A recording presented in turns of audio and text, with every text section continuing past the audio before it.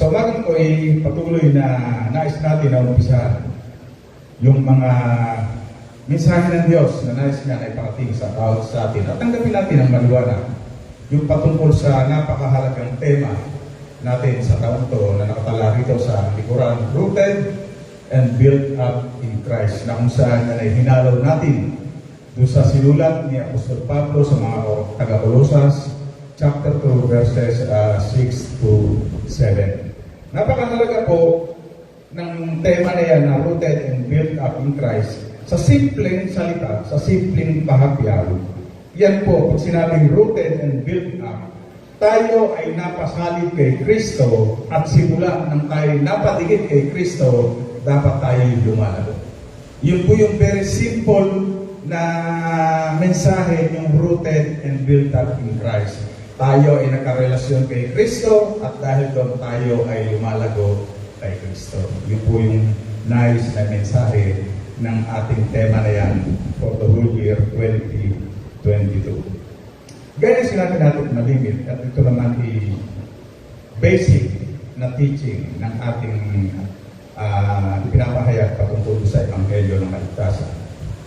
Nang tanggapin natin si Kristo bilang ating Panginoon at tagapagligtas, na tayo naman lahat ay tumanggap na sa ating Panginoon Jesus bilang Panginoon at tagapagligtas, na-establish yung ating pagkakaroon ng relasyon sa Kanya. Nagkaroon tayo ng relasyon sa ating Diyos. Tayo naging anak at siya ang ating naging ama. At hindi doon natatapos yung naisin ng Diyos na malimit naman natin yung pinapahayag at sinasabi. Hindi lamang layunin ng Diyos na bunga ng ating relasyon na na-establish sa pagkakatanggap natin kay Kristo bilang ating Panginoon tagapagligtas at tayo nagkaroon ng kaligtasan. Hindi ang layunin ng Diyos ay tumigil lamang doon. Manatili tayo sa kalalagayan, tayo ililigtas na, tayo secure na. Kundi ang nais ng Diyos, kaya tayo patuloy na nag-aaral ng mga salita na katulad ito, ay upang tayo lumago spiritually. Yun po yun yung dapat na hindi mawala sa ating isipan, sa ating buhay spiritual. Yung tayo ay lumago spiritually. Sabi ko nga, kapag ang pinag-usapan natin ay yung paglagong spiritual, yung pagmamature spiritually, siyempre, pinag-uusapan natin dyan ay hindi yung tagal ng ating pagiging Kristiyano. Tayo ba ay tumanggap o nagkaroon ng relasyon sa Diyos 50 years ago, 40 years ago, 30 years ago, or 2 years ago? Hindi po yun ang pinag-uusapan, ang tinatawag na maturity. Kundi ang pinag-uusapan dito ay kung ano yung nakikita na sa ating buhay bilang mga mature Christians. At ito yung ating, sa umagang ito, sa kalooban ng Diyos, ay magiging pagpapala sa bawat isa sa atin. Nais kong basahin sa Tagalog yung tema, yung pinaghalawan ng tema natin sa Kolosas 6 to 7. Masabi po ito. Yang tinanggap na ninyo si Kristo. Kaya kinakausap dito mga Kristiyano po, tayo lahat. Yang tinanggap na ninyo si Kristo Jesus bilang Panginoon, mamuhay kayo na may pakipag-isa sa Kanya. Magpakatatag kayo at isalin ninyo sa Kanya ang inyong buhay. Magpakatibay kayo sa pananampalatayang itinuro sa inyo at lagi kayong magpasalamat sa Diyos. Dito ay very striking at maging dito sa tema natin, yung dalawang bagay na pinupunto ni Apostol Pablo at sa maraming bahagi ng salita ng Diyos, hindi lang kay Apostol Pablo. Pero dito, for the sake ng ating tema na hinalaw sa sinulat ni Apostol Pablo, meron siyang dalawang mahalagang bagay na nais na ipaunawa sa atin. Na kung nais nating lumago at mamunga, kinakailangan tayo ay rooted and built up. Diba? Simpleng illustration lamang, kung gusto natin ang isang halaman ay magkaroon ng bunga, kinakailangan may ugat siya, nakaugat siya, nakakapit, at siya ay lumalago para pakitaan ng bunga. Yun ang simple na nais ni Apostol Pablo. Dalawang mahalagang bagay na nais niya na makita natin. Rooted, ibig sabihin, hindi lamang basta ikaw ay may ugat, kundi yung ugat mo ay lumalim. Kasi maraming puno ang napakadaling natutupa kapag bumabagyo. Kasi bakit? Pag tinignan nyo, mababaw ang ugat ng mga ganong klaseng puno. Pero pag tinignan nyo ang nyog, di ba? Kahit ang hampas ng bagyo, kahit malakas, halos umahapay lang siya, pero pagkatapos ng ganun din lang siya. Bakit? Kasi napakalalim ng pagkakapit ng ugat. Di ba? Malalim. At kapag malalim ang pagkakapit ng ugat, ang tendency, siguradong ito'y may chance ang makalago pataas. Yun yung kaugnayan ng dalawang napakahalaga na sumagang tinais na patuloy na maunawa natin. Yung una, yung rooted in Christ. Pag sinabing rooted in Christ, hindi natin pwedeng sabihin na tayo ay nakakonekta o tayo nakaugat, nakakapit kay Kristo nang wala naman tayong relasyon kay Kristo. Dapat maliwanag sa atin na meron tayong relasyon kay Kristo. Pag sinabing rooted, meron tayong relasyon. Hindi basta kilala lang natin si Kristo. Pag tinanong natin ang mga maraming tao sa sanlibutan, kilala mo ba si Kristo? Tingin ko 99%. Sasabihin, kilala nila si Kristo. Kahit nga yung hindi kumikilala kay Kristo bilang Diyos, kilala pa rin nila si Kristo. Pero tanong, meron ba silang relasyon kay Kristo? At pwede naman sabihin na yung iba'y merong relasyon, di ba? Pero meron tayong tinatawag na relasyon pangkaibigan, pero meron tayong tinatawag na very close relationship, yung tinatawag na halos yung mga magkakalapit na magkakamag-anak. Ang tinutukoy dito yung tinatawag na matibay na relasyon. Relasyon natin kay Kristo. At kapag ang pinag-usapan na yung relasyon natin kay Kristo, pwede natin i-assess yung buhay ng bawat isa sa atin. Gaano ba kalalim talaga yung relasyon natin kay Kristo? Gaano ba katibay? Gaano katindi? Ito bang relasyon na ito, ano man ang mangyari, matibay ang relasyon. Diba? Diba tayo sa mga pamilya natin sa laman? Talagang maraming pagsubok na dumarating. Pero after ng pagsubok, nandun pa rin yung matibay na relasyon. Diba? Nandun pa rin yun. Sa anak, sa magulang, ganun pa rin.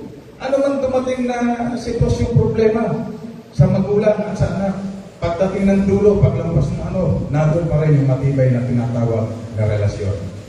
At yung relasyon na yan, hindi yan magic. Yan ay dinidevelop. Hindi mo pwedeng nakilala mo lang yung isang tao, bigla, very close friends na kayo. Meron tayong tinatawag na relationship, bunga ng tinatawag na pagiging magkakadugo.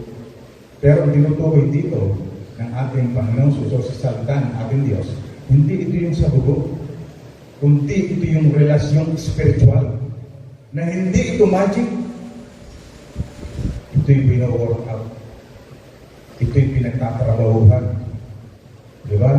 Hindi ito natural na dumarating. Kasi katunayan, maraming mga tao, marami tayong kakilala. Nung unay nakita natin may relasyon, ang pagrelasyon kay Kristo. Tinanggap si Kristo bilang Panginoon at tagapagligtas. Pero wala na ngayong relasyon kay Kristo.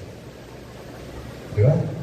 Kaya dito makikita natin na ito yung pino-work out sa paano paraan. Kahit may COVID, lalo ka naman, dadalo ka. Kasi bakit? Itong panahon ito, na napakahirap na sitwasyon, ito yung panahon natin na tayo nakapagpapahayag ng salita ng Diyos, nakapag-aaral ng salita ng Diyos, at tayo pwedeng lumago sa pamagitan ng salita ng Diyos kada Sabado, Linggo, at Miyerkules. Di ba? Kung gusto nating magkaroon ng tunay na pagkakilala sa Diyos, hindi natin pwedeng sabihin na isang tao ay very close tayo, pero hindi natin kilala kung ano ang kanyang sinasabi, kung ano ang kanyang gusto. Di ba? Kaya hindi natin pwedeng sabihin yun. Kaya for us, para nakilala natin ang lubusan ng Diyos at may pahayag na talagang tayo may malalim na relasyon sa Kanya, alam natin kung ano ang kanyang sinasabi.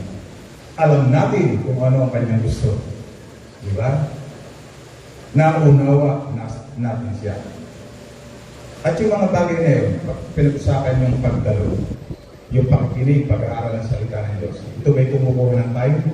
Of course. Talagang maglalaan tayo ng time. Hindi po pwedeng, libre ako ngayon. Dadalo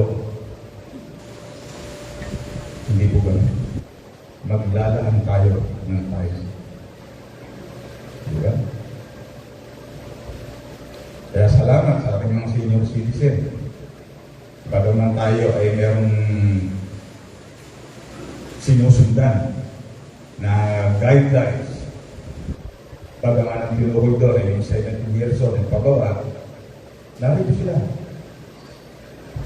Naglalakad tayo para maupo sa harap ng Diyos. At kapag nagbigay ng time, magbibigay ka rin ng effort. Diba? Pag sinabing magbibigay ka ng effort, hindi basta yung naririto ka lang. Yung effort na talagang tatanggapin mo, yung sinasabi ng Diyos. Hindi yung naging present lang. Meron tayo talagang matindi na tinatawag na pagtanggap o paggunawa doon sa ating ginagawa. Katulad din yan, kahit anong relationship, wino-work out yan. Sa mga mag-asawa, sa mga boyfriend, para mag-work yung relationship, kinakailangan magbigay ka ng time. Magkaroon ka ng effort. May gagawin ka, ganun din. Lalo tigit sa ating Diyos. Walang shortcut. Walang shortcut. At tatandaan po natin, mga kapatid, ang pinag-usapan nating relationship sa Diyos para masabi tayo rooted sa Diyos. Ito yung pinakamahalagang relationship na meron tayo sa ating buhay. Amin po ba? Ito yung pinakamahalaga. Yung relationship mo bilang magulang sa iyong anak, bilang mag-asawa, bilang magkapatid, ang number one dyan, yung relationship natin sa Diyos. Kasi bakit? Yung relationship natin sa Diyos, dyan lahat umiilaw, dyan lahat nakaangkla para maging maganda yung ating relationship na ibaba. Kung gusto natin na yung relationship nating mag-asawa ay maging maganda, i-angkla natin yung sa ating relationship sa Diyos. Kapag ang relationship ng mag-asawa ay established, maganda sa Diyos, yung kanyang pagiging mag-asawa, maganda rin yun. Nagre-reflect yun. Diba? Kaya sinasabi natin, hindi po pwedeng tayo maganda lang ang ating nakikita sa buhay natin pag tayo nasa church. Hindi pwedeng maganda ang nakikita sa ugali natin kapag tayo ay sumasamba. Pero pag nasa bahay, iba na. Diba? Hindi ganun. Kinakailangan tunay na matapos natin kunin dito yung biyayang pagpapala, dapat dala natin yan sa ating tahanan. Saan man tayo pumunta. Diba? At yung relationship na ito natin sa Diyos, ito yung relationship na panghabang panahon. Andito sa lupa at maging hanggang sa langit. Diba? Yung lahat ng relationship natin dito sa lupa, yung relationship ng mag-asawa, relationship ng anak sa magulang, relationship ng mga nag-iibigan, lahat yan, pagdating natin sa langit, wala na. Amen po ba? Wala na lahat yan. Ang matitira na lamang yung ating relationship sa isa't isa at sa ating Ama. Siya bilang ating Ama at tayo bilang kanyang mga anak. Kaya pagdating sa langit, tayo magkakapatid. Yan ang panghabang buhay na relationship. Kaya kung ang relationship na yan sa ating buhay ay nakaka-epekto at pwedeng positively maka-epekto sa iba nating mga relasyon dito sa lupa, pagsikapan natin na yung pinakamahalagang relasyon natin sa Diyos ay maging matatag. Dahil ulitin ko, kapag napakaganda ng relasyon natin sa Diyos, magre-reflect yan doon sa iba nating relasyon sa lupa. Sa pamilya, sa mga anak, sa lahat na. Maging sa mga magkakapatid. Napakahalaga nun. Kaya sabi nga, hindi natin isinasa isang tabi. Ang sinabi ko kanina ay yung dapat number one. Hindi pwedeng yung relasyon mo sa Diyos ay kapantay lang ng relasyon sa iyong kapatid o sa iyong mga anak o sa iyong mga magulang. Hindi pwede. Dapat nasa itaas yun. Yun ang number one. Inilalagay lamang natin doon sa tinatawag na forefront o yung tinatawag na pinaprioritize natin. Kasi hindi po pwedeng kahalo, hindi pwedeng kapantay. Dapat una lagi ang Diyos. Amen po ba? Dapat una lagi ang Diyos. At pag sinabi natin Una ang Diyos, gusto natin maging matatag ang relationship natin, balik tayo dun sa basic. Una, dapat kilalanin na talaga natin kung sino ang ating Diyos. Baka meron tayong karelasyon o karelasyon natin ng Diyos. Hindi natin kilala siya. Kilalanin siya. Sa paano paraan, alamin ang kanyang salita, patuloy. Actually, di ba, basic yan? Hindi naman kinakailangan ituro ng ganito sa mga Kristiyano na magbasa tayo ng Biblia. Di ba? Actually, ito yung dapat na automatic. Kapag meron kang tunay at malalim na relasyon sa Diyos, automatic magpapakalago ka sa salita niya. Mag-aaral ka ng salita. Hindi lang para malaman yung kanyang salita, kundi sa pag-aalam at pagbabasa ng kanyang salita ay upang malaman natin ang kanyang kalooban. Di ba ba? Sa pagbabasa natin ng salita ng Diyos, doon natin nalalaman ang kalooban ng Diyos. Ano ba yung gusto niya? Ano ba yung ayaw niya na ating ginagawa? Diba? At hindi lang yun. Di ba? Sa pagbabasa natin ng salita ng Diyos, sa pagpapakalago sa Kanya, malalaman natin ano ba ang purpose ng Diyos sa ating buhay. Simpleng tanong lang. Konting cambio lang. Personal. Alam mo na ba, kapatid, kung ano ang purpose ng Diyos sa buhay mo? Bakit kanya pinili? Dapat hindi na tayo nag-iisip. Hindi tayo nag-ahagulak ng sagot. Dapat pagtanong, sino yung alam? Ito ang tanong ng teacher. Sino yung alam ang purpose sa kanyang buhay? Taas lang ang kamay. Mabilis. Kasi very clear. Maliwanag sa atin kung bakit tayo iniligtas ng ating Diyos. At kapag alam natin yon, magbibigay yan ng maliwanag na pananaw sa atin. Ano ba talaga ang ating kalalagayan sa harap ng Diyos bilang kanyang anak? Ano ba talaga?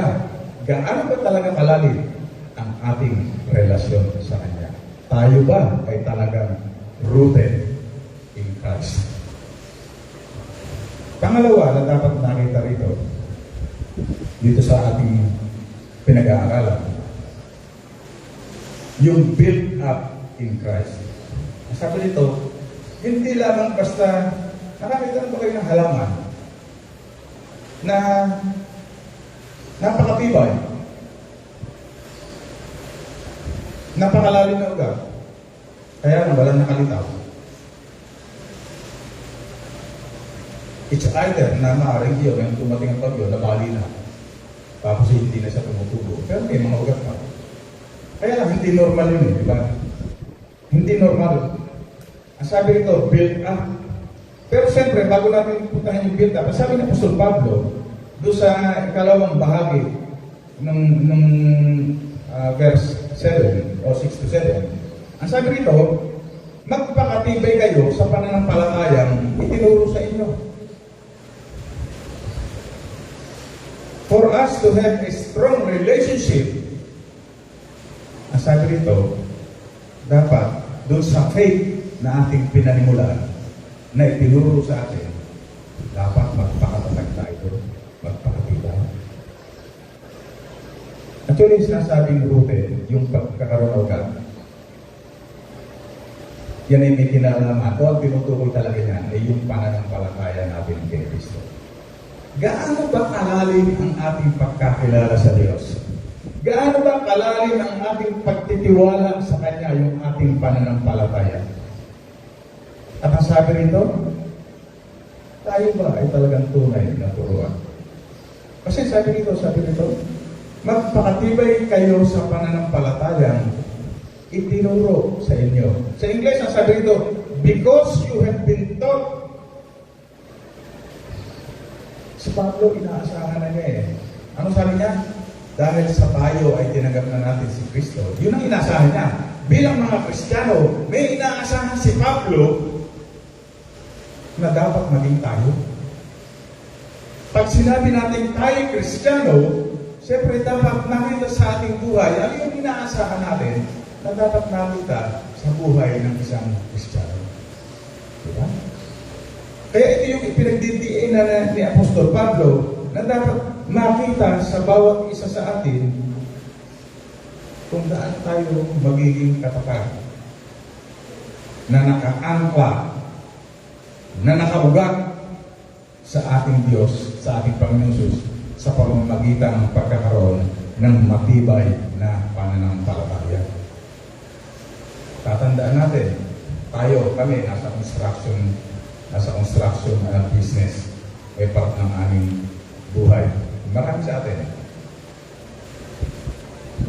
Napakalaking effort kung gusto natin maging mataas ang ating abuhin sa building.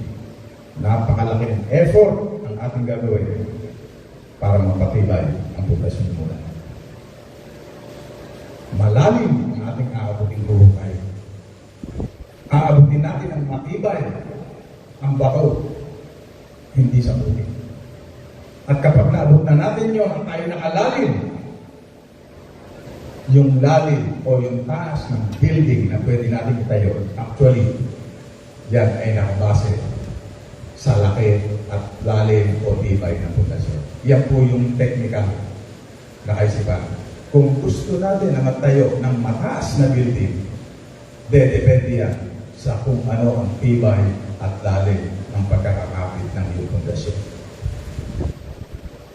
Sa ibang bansa na hindi masyadong aware sa kanyang mga katuruan sa mga pag-aaral, nagtatayo sila ng building. Makikita nyo tumutumba ng buo. Kasi noong mga time na yun, hindi sila nililindol.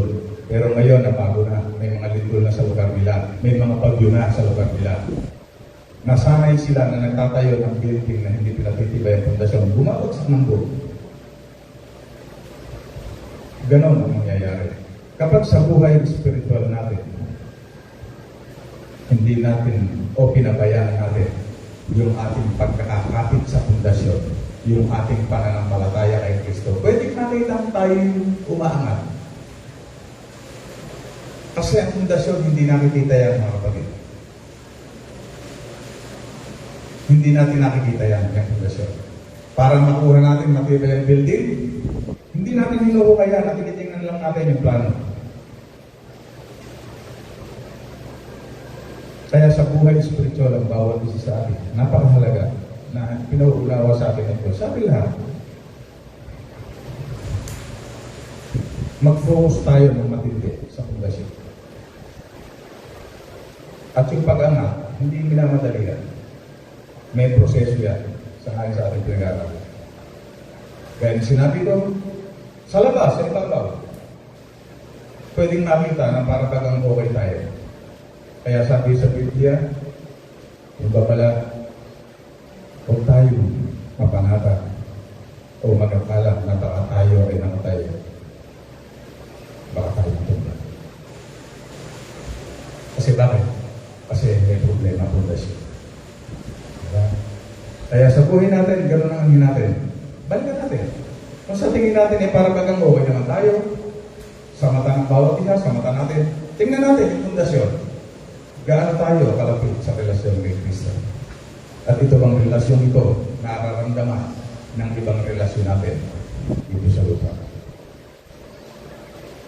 Sa verse 8, ang sabi rito, Apostol Pablo, kung sa chapter 2 ng ating pinabasang ako at Colossus, mag-ingat kayo upang hindi kayo mabihag ninuman sa pamamagitan ng walang kabuluhang karunungan at pandaraya na ayon sa mga tradisyon ng tao at mga alituntunin ng mundong ito, at ang mga ito ay hindi ayon kay Kristo. Ang sabi nito, built up in Christ. Wala tayong ibang pwedeng pagtayuan kundi si Kristo. Hindi ang tao, hindi ang mga tradisyon, hindi ang magagaling nating paniniwala, si Kristo lang. Kay Kristo lang tayo dapat makasabi. Diba? Ano ang mundo? Baliktad. Alam naman natin lahat yun. Ang mundo lahat sa luma sa kagustuhan ng ating Diyos. Ang bibigay ng mundo, presyo. Kasikatan. Gagawa para sumikat. para maging popular. Di ba? Hinahabol na tao kung ano yung mga pagpapasayang naggagaling sa mundo. Whether yan man ay material na bagay, yan man ay laman. Di ba? Kasi bakit? Ang kanilang isipan, ang kanilang puso ay nakasali sa mga bagay na pangmundo. Doon sila lumalago. Doon sila nagkakaroon ng karunungan. Kaya sabi rito, maliwanag, build up in Christ. Huwag natin isalip ang ating buhay doon sa mga pansamantalang bagay, pansamantalang kasiyahan. Unahin natin yung mahalaga. Maging sa ating pagkain, simple lamang. Sino po yung gusto yung ice cream? Yung masarap na ice cream. Hindi po kasi masyadong mahilig eh. Pero dito, maraming sinita mahilig sa ice cream. Sino po rin mahilig sa ice cream? Oo, walang masama na maging nahilig tayo sa ice cream. Basta siyempre, control lang. Marami ang gusto yung ice cream. Pero hindi po pwedeng katakain mo. Ice cream ang pinakain mo. Kahit masarap yan, at merong ice cream na masustansya naman, hindi po pwedeng yan lang ang lagi mong pinakain. At hindi ka na kumakain ng ibang pagkain na pang main dish. Ang main dish. Diba? Hindi po pwede yun. Hindi tayo makasusurvive sa ice cream lang. Meron tayong mahalaga na dapat na ilagay sa ating katawan. Ganon din sa ating buhay spiritual. Hindi tayo makasusurvive sa mga bagay na pamundong yan. Yung pinakamahalaga, walang iba kundi yung mga bagay patungo sa ating Diyos. Sa Colossus 3, unang na 3, ito lampas na ng chapter 2. Pero ito pa rin yung patuloy na sinasabi ng Apostol Pablo. Yaman binuhay kayong muli na kasama ni Kristo. Kita yun, tunutukoy na naman. Talagang hindi, pinibigay niya, ikinikintal niya sa isipan ng mga Kristiyano Diba? Kinulit na naman niya. Yaman binuhay kayong muli kasama ni Kristo. O ibig sabihin, ang kinukusok ulit dito, mga Kristiyano. Pinagdidiin na niya lagi. Sabi niya, ituloy niyo ang inyong pag-iisip sa mga bagay na nasa langit, na kinaroroonan ni Kristo, na nakaupo sa kanan ng Diyos. Ang mga bagay na panlangit ang isa-isip ninyo, hindi ang mga bagay na panlupa. Sapagkat namatay na kayo at ang inyong buhay ay nakatago sa Diyos kasama ni Kristo. Alam niyo po, ang Biblia ay napakabuti ng Diyos. Kasi binigyan niya tayo ng Biblia na nagiging gabay natin kung paano natin malalaman ang kanyang kalooban, kung paano natin magagawa ang kanyang kalooban. At ang sabi rito, ang Biblia ay patuloy na nagpapahayag kung ano ang dapat na maging buhay ng isang Kristiyano. Yung tinatawag na proseso ng paglago. Narinig na ba natin yung sinasabi patungkol dun sa simula sa pagiging sanggol ay dapat na mag-mature? Hindi naman itinuro ng Biblia na simula sa sanggol ay biglang bukas senior citizen na. May proseso. Ano sa atin? Mula sa gatas, unti-unti hanggang sa siya makakain ng matitigas na bagay. May proseso. Yung ating paglago kay Kristo, may proseso yan ng kapatid. May proseso. At yung prosesong yan, habang buwan. Hindi po pwedeng, ako na may marami na akong kapag-aralan sa salita ng Diyos. Ako naman ay kahit paano ay nagpapatuloy na dumadalo. Ako'y matanda na. Kayo na lamang mga bata. Ang proseso sa paglago kay Kristo habang buhay. Maniba na lamang kung yung katawan lupa natin ay talagang igupo ang karamdaman at wala na tayong kapasidad. But still, lalo na ngayon, moderno, mayroon pa rin. Makakapakinig ka pa rin ng salita ng Diyos. Pwede ka pa rin manalangin. Diba? Hindi natigil. Hindi natigil. Pero ang gustong i-emphasize dito mga kapatid, sa ating paglaro sa salita o sa pananampalataya, yan ay may proseso na dapat natin pagdaanan. Seriously, hindi aksidente yan. Hindi pwedeng aksidenteng napadalo tayo at biglang nakapakinig tayo ng salita, kaya tayo ngayon ay biglang para bagay nagkaroon ng pagkatutulong. And then sa susunod na pagkakatipon, wala tayo. Continue siya. Subukan mo ang bata pa, kainin mo ngayon ng maraming gatas. And then susunod ng araw, wala kayo pakakain. Diba? Miski sa matanda, nung kakain kayo, papalipas ka ng araw, hindi ka kakain, kakain ka uli ng marami, may problema yun. May proseso yan mga kapatid, at ito yung tinuturo sa atin ng ating Diyos. Gaya ng simpleng ilustrasyon, kumuha ka ng buto. Itanin mo. Hindi yan bigla. Kaya lamang, huwag tayong maging curious na kapag tayo nagtanim ng buto bukas, ang timano, huhukayin agad natin. Ito ba'y nakakaugat na? And then araw-araw, aalamin natin, nakakaugat na ba? Darating ang time, patay ang buto sa kahukay mo. Ano kailangan? Kapag nataniman, diligin mo. Be consistent. Dilig lang ng dilig. Ako nga sa harap ng aming bahay, simula na kami lumipat doon, may mga nakita akong mga tinanim doon, mga puno, mga halaman. Sa totoo lang, kung araw-araw titingnan, hindi ko makikita lumalaki. Subukan nyo. Yung mga halaman sa bakod nyo, araw-araw nyo tingnan, hindi nyo mapapansin na lumalaki. Pero sa buwan, sa taon, hindi nyo makikita. Kaya sa atin, sa buhay spiritual natin, mga kapatid. Totoo, marami tayo mga kapatid na bago, hindi agad natin kakikitaan, ang tila ba paglago. May proseso yan.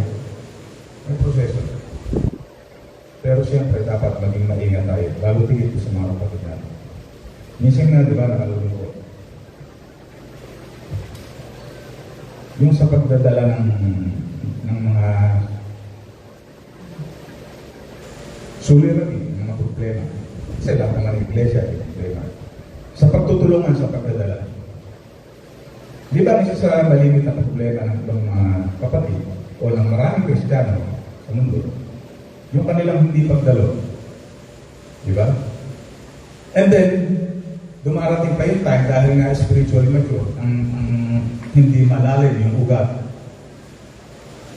ng pagkakatanim. Ang sasabihin pa ay, siyempre, hindi naman mawawala yun, na para bagang ang may mga problema, yung mga nasa pamunuan o hindi dinadalaw ng mga pastor, ganyan, di ba? Nakakarinig tayo niyan. Pero pag tinignan nyo mga kapatid, simple lang ito. Marami tayong problema spiritually na ang solusyon nasa ating kapatid. Hindi ka nadalo, magpasya ka lang kapatid, bukas dumalo, tapos ang problema mo. Huwag mo nang ituro sa iba. Kasi bakit? Ang tawag doon ay nagdadamay lang. Yun yung masakit. At pero yun ang totoo. Tama po ba na alam mo naman ang kahalagahan ng iyong pagdalo? Alam mo ang kahalagahan ng pakikinig at pagtanggap ng salita ng Diyos. Magpasya ka lang ngayon. Kung naririnig mo ang oras na ito, yung sinasabi ko, bukas magpasya ka, dumalo. Yung problema mo na hindi pagdalo, tapos agad. Kaya sabi sa Biblia, bumangon man ang patay. Patay man ang ministeryo, hindi pa rin makikinig. Kasi bakit? Huwag naman mangyari na pinagmamatigas ng Diyos ang puso sa ngayon sa Biblia. Makita natin yun, mga kapatid. Alam niyo po, pinag-usapan natin yung pagkakaroon ng ugat at yung pagkakaroon ng paglago. Yung pag-build up, yan yung visible sa mata ng lahat. Kita natin, mga kapatid, kita natin lahat kung sino yung mga kapatid na masahaba sa matagal na panahon. Ano ang nakikita natin na itatayo sa kanilang buhay spiritual? Ano yung nakikita natin na bunga sa kanilang buhay spiritual? At masasabi natin, base doon sa ating nakikita, may problema yung iba.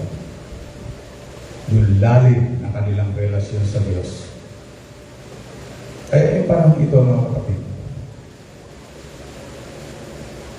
Gaya na sinabi kanina ni Sister Dalo,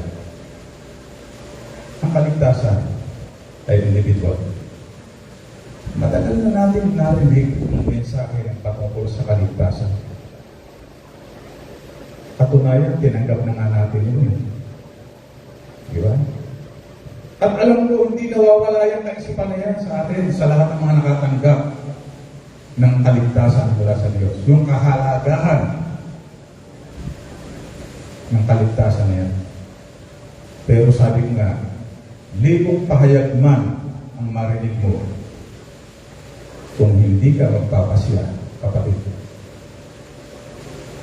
Wala kaming magagawa. Mahalaga ang kaligtasan ay individual. Hindi ko mo ang magulang mo o magulang natin ay napakatibay ang pananampalataya. Malakas, malalim ang pagkakaugnay kay Kristo ay damay ka na. Hindi gano'n.